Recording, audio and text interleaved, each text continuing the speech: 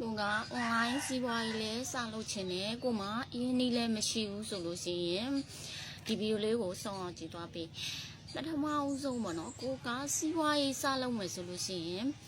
အခုတစ်တော်ဆော့နေပဲဒါမဲ့ပတ်စံကုန်ရမလို့ပစ္စည်းတွေတင်စရာမလို့အရင်ဆုံးဘာလုပ်ရမလဲဆိုတော့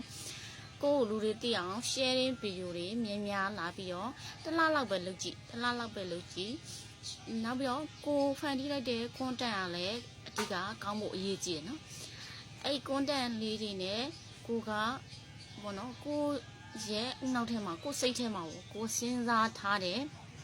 ငါဘာလုပ်ချင်ကောင်းမလဲအဲ့ဒီအလုပ်ပေါ့နော်အဲ့ဒီအလုပ်ကိုကိုစဉ်းစားထားတယ်ပေါ့နော်စဉ်းစားထားတယ်အစံလည်းမကုန်ဘူးဘာမှလည်းပစ္စည်းတွေလည်းမတင်နဲ့အောင်ဘာမှလည်းမလုပ်နဲ့အောင်မလုပ်ဖမ်းနဲ့ကို sharing video လေးတွေကိုကိုကအရင်ဆုံးမျှဝေမယ်အဲ့တော့ TikTok ကိုစပြီးတော့ပေါ့နော်အခြေခံနဲ့တွားမယ်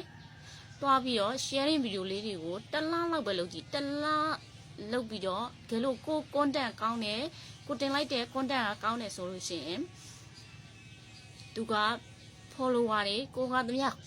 follow လုပ်เสียမလို့ follower တွေများလာမယ် like တွေများလာမယ် view တွေများလာမယ်အဓိကကကိုတင်လိုက်တဲ့ content ကောင်းဖို့ကအရေးကြီးဆုံးပဲ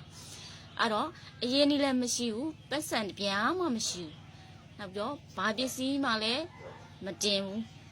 အဲ့လိုမျိုးတွေတစ်လပေါ့နော် content ကောင်းဖန်တီးပြီးတော့တစ်လလုပ်ကြည့်ပါ sharing video တွေလုပ်ကြည့်ပါ